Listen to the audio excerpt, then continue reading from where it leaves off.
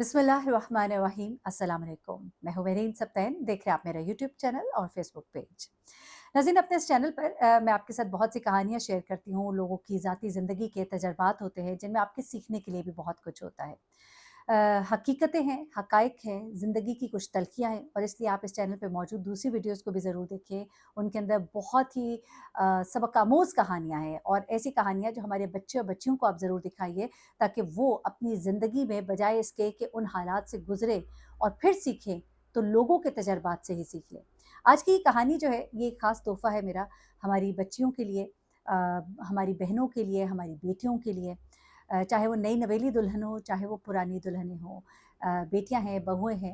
अपनी ज़िंदगी में उन्होंने किन बातों का बहुत ख़्याल रखना है, अपनी ज़िंदगी में किन लोगों पर उन्होंने एतबार करना है, ज़रा इस कहानी से आप अगर कुछ समझ सकें, तो मेरे लिए ये एक बड़ी अचीवमेंट होगी। ये कहानी जो है जिनकी है, उनकी ही दोस्त ने, बल्कि उनकी बहन कहिए, उन्होंने दोस्त, बहन, कज़न, आप कुछ भी कह सकते हैं, करीबी रिश्ता है बहुत। मैं उसको ज़्यादा मेंशन नहीं करूँगी, लेकिन उन्होंने ये कहानी शेयर की है और उन्होंने भी इस उम्मीद के साथ शेयर की है कि लोगों को पता होना चाहिए कि हमारी बच्चियाँ ये गलती ना करें।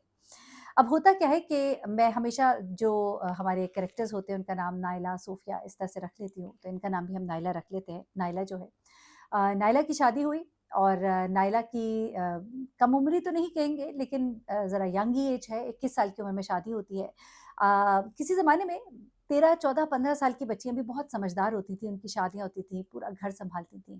लेकिन अब ये एक ऐसा ज़माना आ गया है, शायद माँ-बाप बहुत ज़्यादा प्यार दे देते हैं या प्यार की कमी होती है, ना जाने क्या होता है कि हमारी बच्चियाँ 20-21 साल की उम्र में भी उनका ज़हन जो है, वो बड़ा ही मासूम होता है, या कह लीजिए मासूम नहीं तो बहुत ही बचकाना होता है। अब इस लड़की की, नायला की शादी होती है। एक बड़ी प्यारी मासूम सी बच्ची थी और इसने बैचलर्स किया, बैचलर्स के बाद इसका एक बड़े अच्छे घर से रिश्ता आया। उस घर में ये ब्याह कर गई। ब्याह कर जब गई, उस घर में देवर भी थे, नंद भी थी, सास भी थी, ससुर भी थे। एक भरा-पूरा घर था। शादी होकर उस घर में आती हैं और एक खुशगवार ज़िंदगी का आगाज़ होता है। छोटी-छोटी नोक-झोंक जो घरों के अंदर होती है, वो थोड़ी-थोड़ी होना शुरू हो जाती है। लेकिन ज़िंदगी जो है, एक अच्छे अंदाज़ पे गुज़र रही होती है। अब नायला जो है, जब इसकी शादी हुई तो उसके बाद ये इसके जो वालिदैन हैं वो काफ़ी, मतलब शहर दूसरा था, ये दूसरे शहर में थी, जाना-आना ज़रा कम-कम होता था, फ़ोन पे बात हो जाती थी। ऐसे में जब आप इर्द-गिर्द अपने देखते हैं तो आपको दोस्त जो है वो अपने करीब तर नज़र आते हैं, आपको लगता है कि ये हैं जो एक रिप्लेसमेंट है, हम उनसे बात कर सकते हैं, दिल की बात कर सकते हैं। नायला जिस घर में ब्याह कर आई, वहाँ उसके हमसाए में उसकी एक दोस्त बनी, वो लोग किराएदार थे, इन लोग का अपना घर था। किराएदार थे वहाँ पर, अभी उनकी भी नई शादी हुई थी। शादी तो उनकी नई थी, लेकिन ज़रा मैच्योर कपल था वो। अच्छा, अब वो इनके हमसाए में आकर बसे और नायला जो है ये अपने इस घर में रहती थी और सास-ससुर के साथ बस ठीक है, एक वाजबी-सा ताल्लुक था। नंद के साथ थोड़ी कभी तल्ख़ी भी हो जाती थी, दिल में बहुत सी बातें आ जाती थी। जब शौहर जो है किसी-किसी बात पे झड़क देते थे, तो वो थोड़ा परेशान भी हो जाती थी। ऐसे में जब हमसाए में उसकी सूफिया से दोस्ती होती है, तो वो एक बड़ी अच्छी दोस्ती हो जाती है और उस दोस्ती में वो बहुत सी बातें अपने दिल की, अपने घर की उससे जाकर कर दिया करती थी और उससे बहुत सी बातें जो है बता दिया करती थी।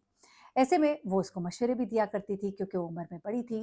गो उसकी शादी को, नायला की शादी से तो ज़्यादा अरसा हो चुका था, लेकिन उसका तजर्बा जो है उसकी उम्र की वजह से भी ज़्यादा था। ऐसे में वो नायला को बताती थी कि मैं भी पहले जॉइंट फैमिली में रहती थी और मेरे शौहर जो हैं उनको मैं लेकर यहाँ पर आ गई, वो इस वजह से कि मेरी वहाँ पे बनती नहीं थी। फिर नायला अपने दिल के दुःख उसको सुनाती थी कि किस तरह से मेरे साथ ये सलूक होता है, मुझे ऐसे कहा जाता है, मुझे वैसे कहा जाता है। और फिर सूफिया जो है उसको मशवरे दिया करती थी कि तुम जो हो, इस बात पर ये जवाब दिया करो, इस बात पर ऐसे कहा करो, इस बात पर अपने शौहर को ये कहा करो। और वो उसकी पढ़ाई हुई पट्टियों पर अमल करना शुरू कर देती थी क्योंकि वो उसको एक कामयाब औरत समझती थी, क्योंकि उसने अपना मकसद हासिल कर लिया था, अपने शौहर को लेकर वो अलग हो गई थी। अब ये बातें जब ऐसे होती हैं, जब वो उसको फ़ॉलो करती है, थोड़ा बहुत उसका असर भी होता है, थोड़ा बहुत नुकसान भी होता है, लेकिन ज़िंदगी जो है वो आगे बढ़ती जाती है और उसका ट्रस्ट अपनी दोस्त सोफ़िया के ऊपर बढ़ता चला जाता है। ऐसे में वो अपने घर की बहुत सी ऐसी बातें उसको बता देती है जो कभी किसी को नहीं बतानी चाहिए। मसलन अपने शौहर की कुछ कमज़ोरियाँ, अपने शौहर के कुछ राज़, उसके अलावा अपनी सास की कुछ बातें, अपनी नंद के कुछ करतूत, सब कुछ वो उसको बताना शुरू कर देती है। अब उसके बाद एक दिन सोफ़िया जो है उससे पूछती है कि तुम्हारी, क्योंकि उसकी कुछ दिन पहले लड़ाई हुई और इसने सामान बाँधना शुरू किया कि मैं अपने माँ-बाप के घर जाऊँगी। तो उसके शौहर ने कहा ठीक है, मेरा ख़्याल है तुम कुछ दिनों के लिए चली जाओ, क्योंकि जब तुम चली जाओगी थोड़ा तुम्हारा दिमाग भी कूल ऑफ होगा, फिर तुम वापस आ जाना। अब जब ये जाने लगती है तो अपनी दोस्त को बताती है कि मैं इस तरह से जाने लगी हूँ, क्योंकि मेरा तो यहाँ पे गुज़ारा नहीं। अ, अब इसकी दोस्त जो है इसको एक बड़ा अजीब-ओ-गरीब सा मशवरा देती है। उसको कहती है कि देखो क्या पता तुम जाओ तो तुम वापस ही ना आओ। तो ये परेशान होती है, कहती है ऐसा क्यों? कहती है कभी-कभी ऐसा होता है कि देखो तुम्हारा शौहर तुम्हें खुद कह रहा है कि तुम जाओ, मिल आओ। हो सकता है वो तुम्हें वापस लाना ही ना चाहता हो। तो अभी तो तुम्हारे कोई औलाद भी नहीं है।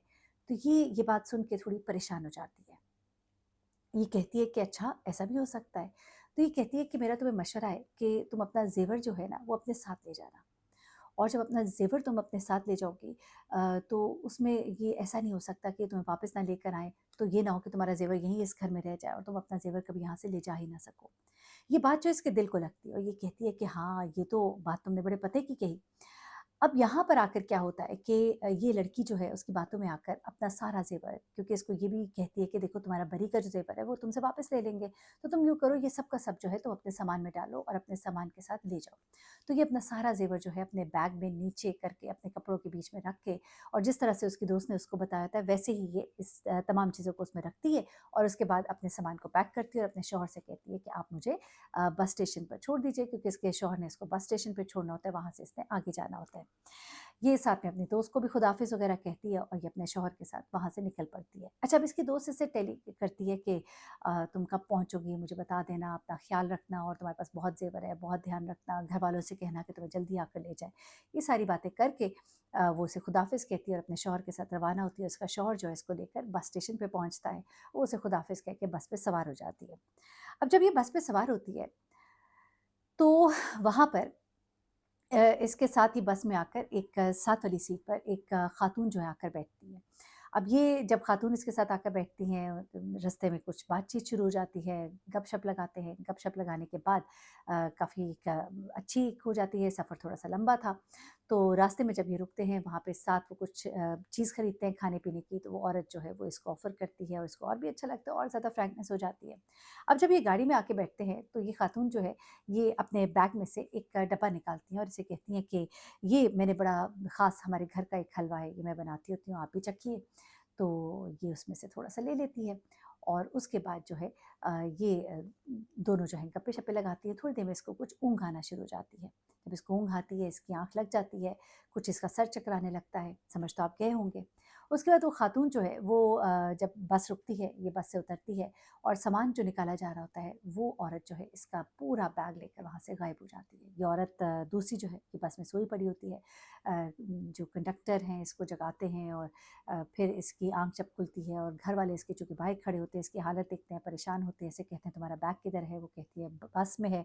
अब बस में जब ये बैग को ढूँढते हैं तो कहते हैं जी बैग तो कोई भी नहीं पड़ा हुआ इसमें, ये एक मतलब कुछ भी नहीं था। वो खातून तो बगैर बैग के ही सवार हुई थी बेसिकली और उसका टारगेट जो है वो यही थी। आप बेशक समझ गए होंगे, लेकिन अभी ज़रा आगे सुनिएगा क्योंकि आगे जो मामला है वो इससे भी ज़्यादा खौफ़नाक है। अब जब ये सब कुछ होता है, ये चकरा जाती है, रोने लगती है, धाड़े मारती है, चीखें मारती है, घरवाले इसको समझाते हैं। फिर ये अपनी माँ को सारी कहानी सुनाती है कि मैंने तो अपना सारा ज़ेवर जो है वो पैक कर लिया था कि ऐसा ना हो कि मैं दोबारा जा ही ना पाऊँ। तो कहती हैं कि झल्ली तुम्हें किसने कहा कि तुम वापस नहीं जा पाओगे? तो उसने कहा कि यूँ मेरी लड़ाई हुई थी और मुझे उसने कहा कि मेरे शौहर ने कि तुम घर वालों से मिल आओ, तुम्हारा दिमाग सेट हो जाएगा। तो वो कहती है कि मुझे मेरी दोस्त ने कहा। अब जब इसने कहा ना कि मुझे मेरी दोस्त ने कहा, तब इसकी माँ जो है थोड़ी अलर्ट हो जाती है। कहती तुम्हारी दोस्त ने क्या कहा? कहती मेरी दोस्त ने कहा ऐसा ना हो कि वो तुम्हें वापस ही ना बुलाए, तुम यूँ करो अपना ज़ेवर सारा साथ ले जाओ। इसकी माँ का माथा वहीं पे ठनकता है और वो कहती है कि अपना सामान जो है तुमने उसको बताया था कि उसमें रखा है? वो कहती है हाँ। अब उसको भी समझ आ जाती है कि हाँ, ऐसा कैसे हो सकता है कि आके उसी को टारगेट किया गया। उसका ही बैग उस औरत को कैसे पता था कि कौन-सा बैग होगा। अच्छा, अब ये जब घर से निकली थी ना, तो उस औरत ने गालबन अपने घर के खिड़की से वो ये कहती है कि उसकी माँ ने कहा ना, इसने अपनी माँ से बल्कि कहा कि अम्मा उसको कैसे पता मेरा बैग कौन-सा था? तो फिर उसने यही सोचा कि हाँ, जब मैं जा रही थी वो मुझे बाहर आई थी, अपने टेरेस से मुझे खुदाफ़िज़ कह रही थी हाथ हिलाकर। तो यकीनन उसने देखा था उस वक़्त मैं अपना बैग जो है गाड़ी में रख रही थी। इस तरह से वो बैग जो है वो भी नोट किया गया था और उसके बाद उसने उस औरत को बताया और उस औरत ने वो टारगेट जो है वहाँ तक पहुँची और उस बैग को लेकर गायब हो गई। अब ये बड़ी परेशान होती है और उसको फ़ोन करती है और उसको कहती है कि तुमने मेरे साथ अच्छा नहीं किया। वो कहती है क्या हो गया तुम्हें? तो वो कहती है कि तुम मेरे साथ चालाकी ना करो, तुमने मुझे फँसाया और मुझे मेरे तमाम ज़ेवर से जो है तुमने फ़ारिग कर दिया। यहाँ पर जो है वो इसके साथ फिर बिगड़ जाती है और इसको खूब सुनाती है और कहती है तुम मुझ पर इतना बड़ा शक और इतना बड़ा इल्ज़ाम कैसे लगा सकती हो? अब जब वो कहती है कि मैं पुलिस में कंप्लेंट करूँगी, मैं सब बताऊँगी, ये करूँगी, वो करूँगी, तो कहती है तुम्हारे पास कौन-सा सबूत है? एक तो वो साफ इनकार कर देती है और साथ कहती है तुम्हारे पास क्या सबूत है? वो कहती है सब हो जाएगा, मैं पुलिस को बताऊँगी। अब जब वो ये कहती है ना तो फिर वो अब अपना असल रंग दिखाती है।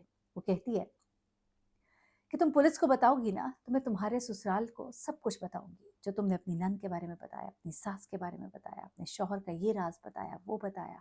और जब वो ये बातें सुन रही होती है ना तो उस वक़्त उसके पसीने छूट जाते हैं। वो फ़ोन बंद करती है और मुड़ के अपनी माँ को देखती है और कहती है कि मुझे लगता है कि इस ज़ेवर पर अब मैं किसी को कुछ नहीं कह सकती। और इसकी माँ कहती है कि हुआ क्या है? फिर उसके बाद ये अपनी माँ को सब कुछ बताती है और इस बात को सुनकर इसकी माँ भी परेशान हो जाती है। कहती है अगर तो ये सब कुछ उसने तुम्हारे घर वालों को बता दिया, क्योंकि एक तो सबूत नहीं कि ये उसी ने किया है और उसके बाद उसने जब ये सब कुछ बता दिया तो फिर तो तुम्हारा घर जो पहले तो नहीं टूटना था, अब ज़रूर टूट जाएगा। बहुत रोती है, परेशान होती है। वापस अपने घर भी जाती है, शौहर खुद लेने के लिए आता है, हँसी-खुशी उसको लेने आता है, वापस जाती है। लेकिन अब वो उसको बता नहीं पाती कि मेरे साथ हुआ क्या है।